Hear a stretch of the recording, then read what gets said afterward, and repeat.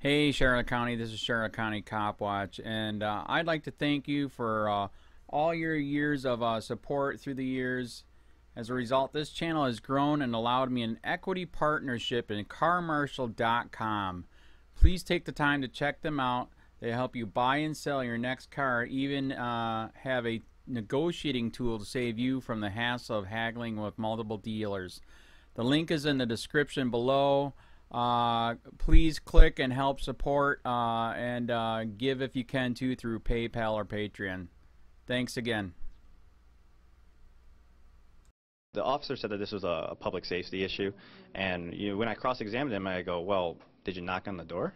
I mean, the car was right next to the house. Did you knock on the door and let him know? He goes, no. I go, so you left the car just how you found it, running, nobody there.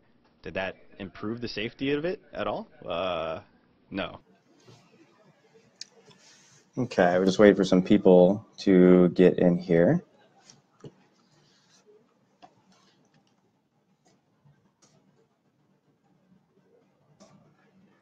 I accidentally hit the cancel button on that last live stream. Very sorry about that. So we'll start over. This is the recap for the oral arguments for the appeal of the Roseville parking ticket fiasco that happened earlier this year. If you're not familiar with the case, basically my client started his own car in his own driveway. It was about January 12th, I believe, so it is freezing cold. We have the weather documents. It was about 9 degrees outside.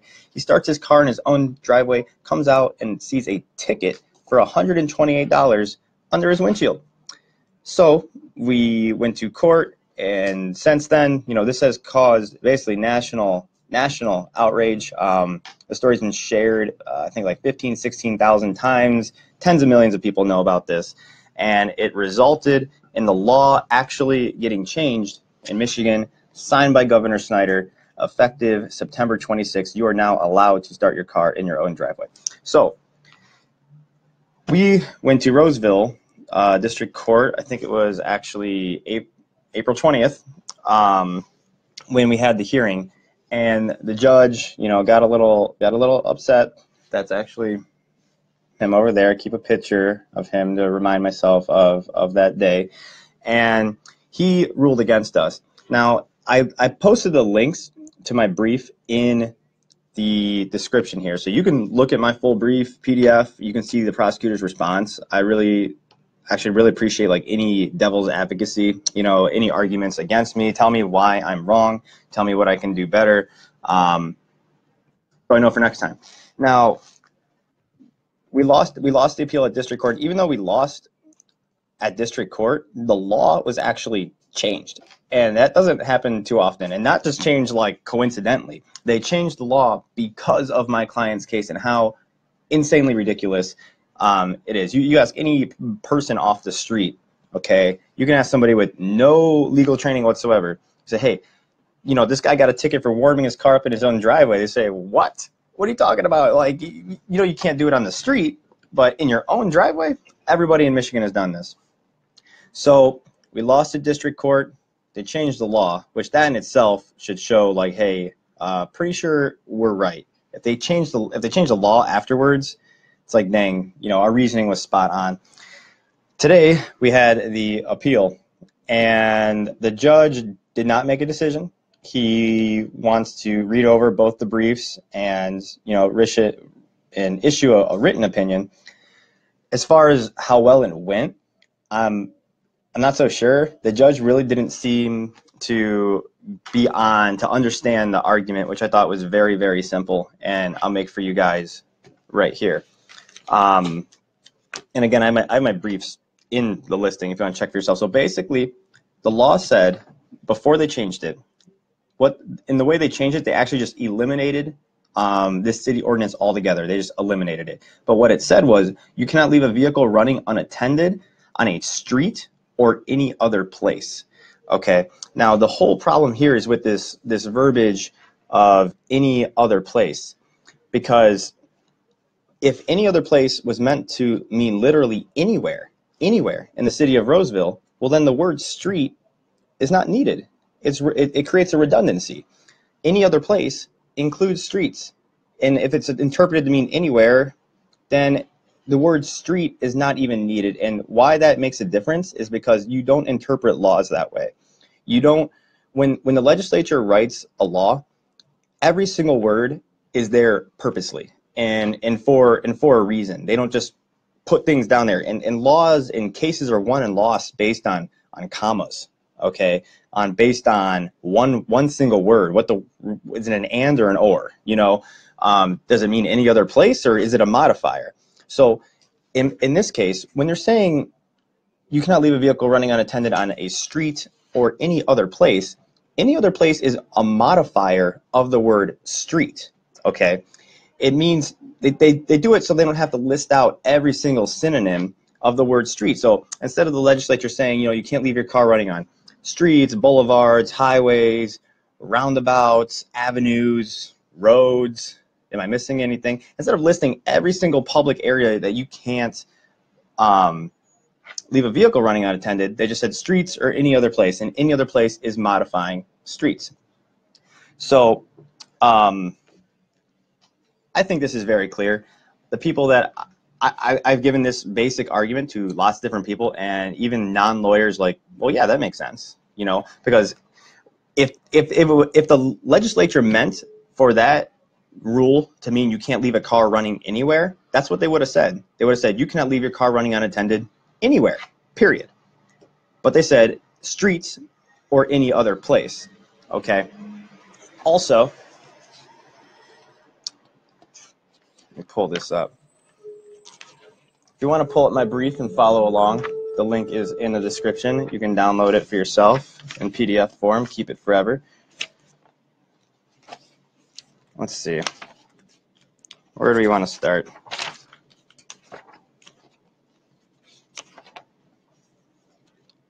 Okay. So further, to even just nail it in even harder, thank you, Bob Powell. I appreciate that.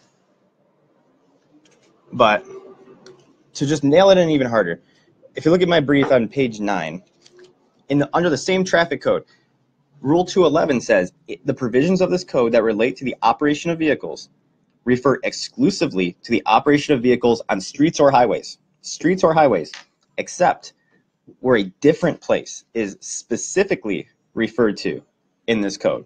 Okay, so that means in the Uniform Traffic Code, anything you're reading here only applies to streets and highways and in public areas and things where the police patrol and issue tickets. It only applies there unless another place is specifically referred to. So the government would basically have to say, well, we have this, you know, you know, this law applies here, and it also applies to your driveway, or it also applies to private property. Now, what the government's argument, what they were trying to make is, well, they said, well, it does refer to another place. It says any other place. You know, it's another place is referred to. And I said, no, no, no. It says another place must be specifically referred to. And any other place is not specific, guys. You know, you ask me, if you ask me where my office was, I said it's in any other place, you know? Does that give you direction? Does that tell you where my office is? No. Any other place is non-specific. So that was my argument. The government's argument was it is specific. It's specifically saying any other place. Like, no, no, no. That is a logical fallacy. It's non-specific. You can't say my office is specifically anywhere. No. No, no, no. And I'm not too sure, honestly, if this district court or even a circuit court judge understood this argument. He seemed kind of like flustered, and I didn't want to keep repeating myself because that's not really proper to do in a motion argument. But like, it's like, dude, this is not that hard. Further, next argument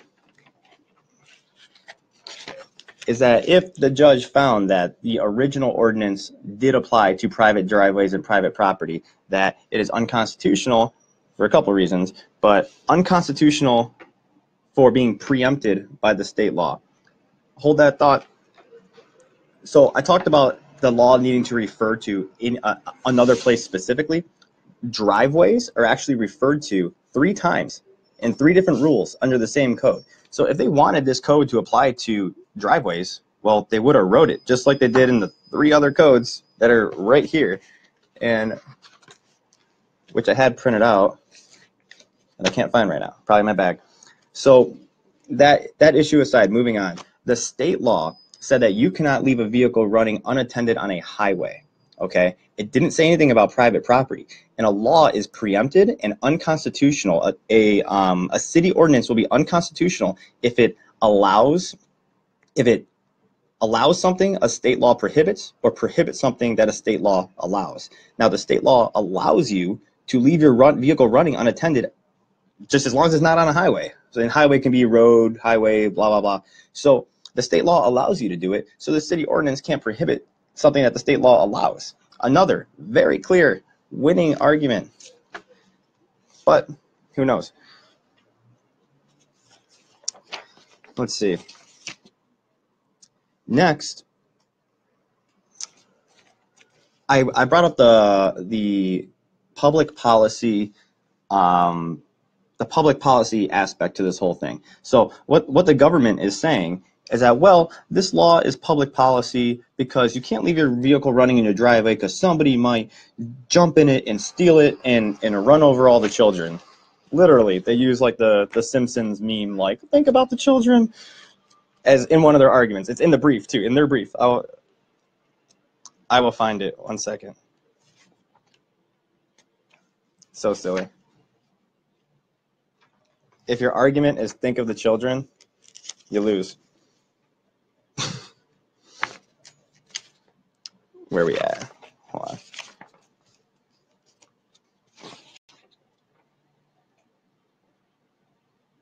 Okay, yeah, here, check this out. And it's in my brief on page 4, if you want to read it. So I wish I could screen share. If anyone knows how to screen share, like with live video, I wish I could just pop it up for everyone. But if you want to,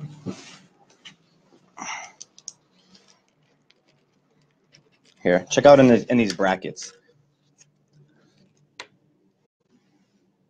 It says, unfortunately, this has been seen in the city of Roseville within the last 5 years, where a young lady, how do I do this? Where a young lady left her children in her vehicle running while she ran into the house. She exited the house to find her car was being driven away by a criminal, attempted to stop it, and suffered a severe brain injury that she continues to live with to this day. Well, I'm very sorry about this lady who left her kids in the car and got a brain injury or whatever. But that is their argument, that we need to charge you $128 because think of the children and think of the brain injuries. Stupid. They're scamming people out of money, and that's why they changed the law, because they know I'm right. And you can leave your vehicle running in the driveway. Whatever. So I brought this up, and I said, okay, well, if the government claims that is your public policy reason, the government's saying, well, okay, somebody might steal your car and drive off, so it's like a public safety issue. Okay, got it. But guess what? In the district court case, when I got that officer on the stand who was lying his butt off, and if you look up the video, he's sitting there like literally shaking and freaking out, like he just knows he's a liar. He knows he's did the wrong thing in this instance. I'll be very nice with him. Did the wrong thing. But what he said on the record, and I have the transcript's also attached to my brief, that's why it's 66 pages. I didn't write 66 pages, probably 44 of them are is the transcript from the district court case. But what he says is, I go, well, you know, I got to cross-examine him. I'm like, okay, I'm like, so you wrote the ticket, right? He's like, yeah. I'm like, so you walked up the driveway? Yeah. And the driveway is next to the house? Yeah. And you put the ticket under the windshield? Yeah. Well, did you knock on the door? No. Did you turn off the car? No. You know, so it's like, okay, even if I accept your reason that this law exists for public policy purposes, well, you didn't even, at least in my client's case, it wasn't even about the public safety. The cop did nothing proactive to increase the public safety. He left the car exactly how it found it. So somebody could have still stolen it. And in fact, you know, we don't have per se proof of this, but how many of you guys want to bet that that officer left his vehicle running in the street when he went up to write that ticket? Oh, geez, I haven't even seen all these comments. How much you want to see? How much you want to bet that that cop left his vehicle running in the street, which we all agree is illegal, when he went to write that ticket? I guarantee you he did. Guarantee you. And then he left, then he walks away from the vehicle. So their public policy argument is destroyed. Further, on top of that, my argument is that it's actually public policy in the state of Michigan, with all my fellow Michiganders out there, it is public policy to warm up your stinking car before you get in it in January. And I said in court today, I'm like, he who has not warmed their car up in the winter before they got in it, cast the first stone. Cast the first stone, please. Anybody, the judge, anybody in the courtroom, if you have not warmed your car up before you got in, and I know like everyone in there is lawyers and they got the automatic starts and whatever, but you know, people don't, and it's not fair. You know, it is public policy for it is you want to talk about protecting children. My client had a 2-year-old son with cerebral palsy, and he goes to warm up the car in like 9 to 12 degree weather that day. 9 to 12 degree weather. And the government saying that he should have stuck his disabled 2-year-old son in that car and they should have freezed. And that's public policy? Nope.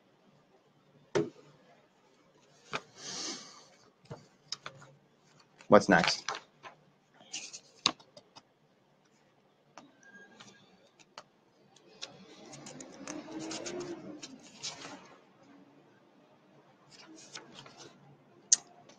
Next, this law, if they were to say any other place, hold on, people commenting, and yeah, I did do this case pro bono, and I continue to do it pro bono. My client hasn't paid a penny. I filed the appeal. I mean, not complaining or nothing, it's fine, but yeah, I paid for everything up front, out of pocket, filing the appeal, ordering transcripts, whatever. I don't need your money. I don't care. If you want to do something to show appreciation, please leave me a 5-star review on Facebook, 5-star review on Google. It means so much to me, for real. Share my page, you know, do whatever. And I'd appreciate that. But yeah, I am doing this entire thing pro bono. And if we actually lose at circuit court level, I'm going to take this to Court of Appeals, because we are right. At the end of the day, we are right. The law did not need to be changed. Okay, you could warm your car up in your driveway before they changed the law this month, and everybody's done it. Millions of people, millions. Okay, next is that this law is unconstitutional because it gives the police unfettered discretion, and it does not tell you what you can and can't do. So a law is unconstitutional when it's vague and overbroad, meaning you don't really know what you can and can't do. So if a law says, for example, where did that case go? It was, I need to have like tabs. Next time I'm gonna have this thing tabbed out before I live stream. It was a case. Basically, fine, I don't need the case. If the law doesn't tell you what you can and can't do, so if a law says you cannot make any noise or you're charged with a crime, it's like, well, what does that mean? Or you can't do anything offensive. Like, that would be vague and overbroad. Like, vagueness meaning like you don't know what you can and can't do. That's the vagueness portion of it. And overbroad means that the law is infringing on activity which is not illegal. So my overbroad argument was like, well, Your Honor, think about valets. Okay, they leave cars running unattended all the time.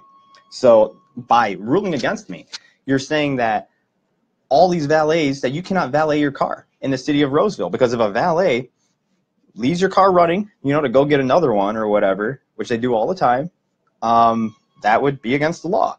Okay, another thing is auto mechanic shops. I have friends that, you know, work in mechanic shops, and they say, hey, we leave our cars running unattended all the time. We got to warm it up before we work on it, or before they check, you know, check whatever they got to check. So that makes the law overbroad.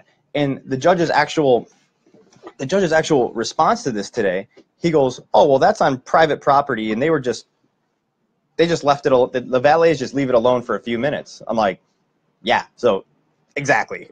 You know, like that's exactly what my client, he was on private property, and he walked inside for a few minutes.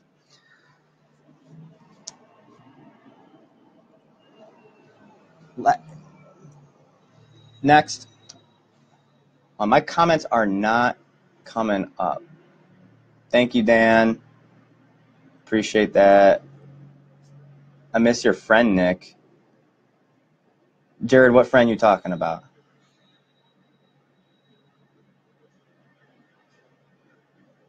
Let's see if I get a response. Maybe you're gone. So the last part or what makes, another thing which makes the law unconstitutional, which I argued, is if it gives the police or the government unfettered discretion. Okay, so here, my client had an expectation of privacy. There's basically, I'd argue, a Fourth Amendment violation. My client had an expectation of privacy in his driveway. For law enforcement agents, there's a significant difference between stopping and searching a car on an open highway as compared to entering private property to search an unoccupied parked vehicle not being used for any illegal purpose. So in this case, I'm just going to read straight from the brief. In this case, without a search warrant and without knowing if a minor civil infraction under Rule 458 was actually being committed, Officer Curie entered onto the private property located at the address in the county of Macomb, state of Michigan, to check whether the vehicle was running, had its doors locked or not, and whether there was a key in the ignition of the car, and if the car was equipped with an automatic starter. Where defendant, appellant, my client, had a constitutional right and expectation of privacy. Officer Curie wrongfully abused his professional authority and discretion to enter upon the property to probe about in an investigative manner before determining if he was going to issue a citation or not. So it's not like a traffic stop where you're on a public road or highway and you get stopped and the officer searches your vehicle or whatever. This guy just entered my client's property just to look. You know, this is like what the Fourth Amendment is intended to prevent against, if anything. Blah, blah, blah. For this reason alone, the 39th District Court erred in holding the defendant responsible, but for the defendant appellant's constitutional rights being violated, Officer Curie would not have been rightfully authorized to issue said citation. There were no exigent circumstances. One exception to needing a search warrant is that, are there exigent circumstances? Is somebody running, fleeing, or is evidence going to be destroyed? There were no exigent circumstances to justify him entering the private property. There was no pursuit. The officer didn't witness any sort of crime being committed or anything. And furthermore, in his testimony on not the appeal, but the original case, Officer Curie didn't say why he entered the property. He didn't say he's seen anything illegal going on. So, I mean, that's about it. I guess I probably did like, let's see, 5 different pretty solid arguments, and then you go in order of the strongest to like weakest, if you want to use that word, arguments. So number 1 argument is like, it don't apply to your driveway. It's street. Any other place is a modifier of streets. It doesn't mean any other. It doesn't mean anywhere. It's a modifier. Argument number 2, it is preempted. State law allows you to leave a vehicle running unattended on private property. You can't have a city ordinance that prohibits what the state law allows. Argument number 3, 4, 5 go into the constitutional issues, the public policy issues, and that's it. Oh, the other thing I want to talk about, the judge. So I really wanted to live stream the hearing for you guys because I guess I kind of got in trouble last time when I didn't get permission. My bad. Sorry about that. But this time I submitted a live stream request, and the judge kind of gave me shit for not. It's like damned if you do, damned if you don't. The judge is like, well, why did you give us a media requirement or a media request? He's like, you're not the media. I'm like, well, you don't have to be the media to submit a media request. Like, come on now. And he's like, well, I just don't understand it. Like, why would you want to do something like that? And I'm like, well, Your Honor, like, this is a matter of great public concern. this case and this matter affects millions of people across the state of Michigan. And by me live streaming it, I am publicly broadcasting and communicating to the public a matter of great public concern. And, you know, my live streams, you know, a couple thousand, if I would have live streamed today, you know, thousands of people would have seen that, thousands and thousands, especially over time and when people share it. So he goes, well, he was kind of like pissed him off. I mean, this must be like, they got to like do a class for these judges or something, like, hey, it's 2017, there's phones, they live stream, you know, it's crazy. But, you know, it's like they're afraid of it. It like freaks them out. Like, oh no, like anybody is the media now. Like anybody with a phone can just record and reach thousands of people. So he's like, well, I'm gonna deny it. I'm like, well, I'm not doing it anyway. You know, learn my lesson that time from that dude. But didn't do it anyway. Has he had any previous problems with the popo? You mean my client? And no, he didn't do nothing. He was getting his car. He was getting his car ready, or his kid ready to get in the car, and got ticketed. But that's it. I got nothing else. It's my case recap. Does anybody have any questions? Right now, there's like 30 people watching. If not, I am going to end this video. And thank you all for watching. So again, if you support what I do and you know what I try to fight for, defending liberty, fighting against the government every day, please go to my Facebook page, Google Sonberg Law PLLC. I'll post a link right now.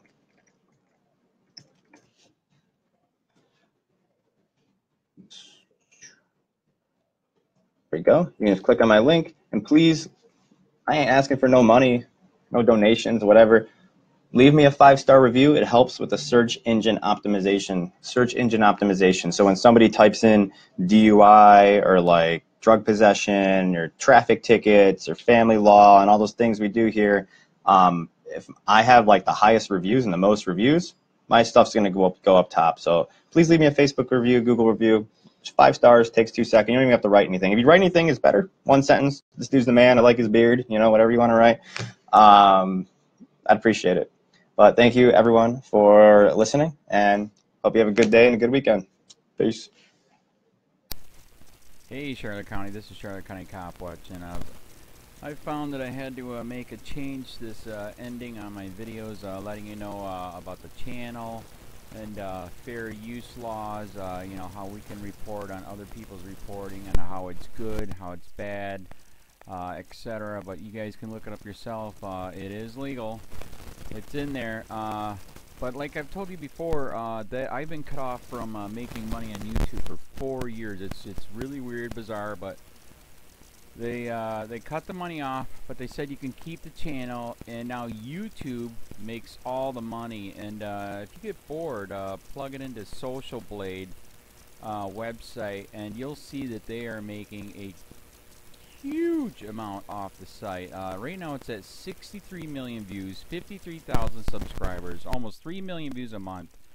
You know, trying to wake people up, and I make nothing. In fact, I got a customer that's ex-congressman. He said if I could ever find a lawyer, sue YouTube on it. But because this is nuts. 4 hours a day, and to save America. You know, but at the same time, it's worth it. Look at what our founding fathers did. They died for this country. So, but getting back to the money part, this is why I'm redoing the video. Is my dream of everyone giving $1, and it's going to be $53,000 a year, or if they did Patreon, which you know, can be monthly. That is not working. That'd be great if it did. Nothing is perfect. And I appreciate the people that do donate, you know, what they can on PayPal. And there again, I'm letting you guys know that is not much. Is, you know, monthly is, oh my god. So anyways, yes, you cannot live on it. It's very, very, very low amount. But the dollar things, I do appreciate that. But when I first said everybody give $1, that's not working. I'm just letting you guys know it's, yeah, that's that dream. Everybody gives $1. 53,000 subscribers, it's not working. So yes, if you can give more than that, you know, I appreciate it. Like I said, you know, I'm in a unique situation where, you know what, we're already debt free, and I'm not rich, but with the little business that we have, I am able to do what I am able to do 45 hours a day, you know, letting you guys know what's going on. In 4 years, I've did the whole thing myself, 12,000 videos on there. I literally get emails where people are like, holy crap, I never knew it was this bad. And it is this bad, and it's getting worse every day because we have the internet, we have cell phones, we have cameras everywhere now, and it's just disgusting what's going on. And then, as you guys know, too, now we got Trump, we got Jeff Sessions doing a war on drugs, and now he wants to go after the forfeiture laws again. It's just unfreaking real. So, if you can give more than that, that dream of everybody giving $1, yeah, that old video, that's not working.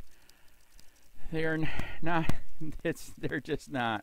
So anyways, if you can give more than that, that dream is not working. Hardly anybody is giving. There you go. So that's why I'm remaking the video. If you can give more than that, that would be great. And there again, like I said, the Patreon's there. There is some people on there that are starting to give, but there again, it's very, very low.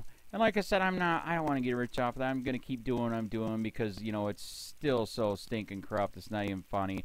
My court case that I'm going to be paying out of my pocket myself with Charlotte County's coming up. They illegally looked me up and then posted all my information on LEOAFFAIRS website. They basically doxed me, however you want to say that. I forget what the word is, and they outed me, man. And that information on that site went out to 500 sheriffs, deputies, people that work at the jail, etc., etc., etc. So, yeah, it is very, very scary, but we're going to do a federal case, 1983 case, violating freedom of speech. We have 17 cameras in the house now. We got 2 cameras in the car. I always carry a camera plus a cell phone. A lot of people are highly recommending I get a vest now. If I could, if the wife would let me, I would run for sheriff. We are trying to push the thing nationwide right now. Where just to mix it up and to get the topics out there is register to run for sheriff, NPA, no party affiliation, as a write-in, and that is completely free, and you can participate in the elections. And there's a lot of stuff. We got a guy, James McLinnis in Pinellas County, Tampa, who almost won. He experienced the corruption himself. The story is unbelievable. Look him up. It's mind-blowing what they did. It pissed him off. He is very, very smart. He has way more money than I did. He ran for sheriff at the last 3 months last year in 2016 and almost won. He got all of the black vote. And the reason why he did that is because he ran in, I will not bust, we're in Florida, I will not bust anybody for weed anymore unless it's an ungodly huge amount, like pounds. And then he also ran in no more victimless crimes, no more of this freaking road pirate bull crap. And then he was going to cut the budget by 30%. And when you think about that, you can. If you stop the road pirates, you can get rid of a bunch of people. Gone. So, the wife has been saying, yes, I can, yes, I can't. So I don't know. We're trying to find somebody that can do it because I am busy doing this anyways. But, so I'm making a video, like I said, that $1 a month from everybody, you know, for 53,000 subscribers, that is not working. I'm just letting you guys know. Absolutely give way more than $1 a month. If you can, I appreciate anything. By the way, remember, too, when you give that, PayPal takes like freaking 15 to 20%, so it's even worse than that. But, and there again, like I'm letting you guys know, it's way, what I get is very, very low. Appreciate it. But it is very, very low. Can't live on it. I'm just, you know, I'm working, and that's what I'm working on. And that court case is going to cost a buttload of money. That's federal court. Just the filing fees and the depositions that we're going to be doing with this corrupt cop. So there's another reason to give. We are going to be doing a deposition with this very corrupt. He was in a drug squad. He is a bad guy. He's on steroids. We heard steroids are rampant here. That's why their attitude is so bad. And we are going to get him on video, and it will be on YouTube. So that case alone is $5,000 just to bring it to court, and that's my money out of my pocket. So there's another reason to give, and give way more than $1 if you can. So keep that in mind. This is the new video, and I see, God, I talk a lot. It's already 7 minutes, but had to make it just to let you know the $1 a month from everybody is not working. They're not doing it. So if you can give more than that, please. So thanks. Keep it up. Share, like, subscribe, tell your friends, send me your videos on corruption, and I'll post it.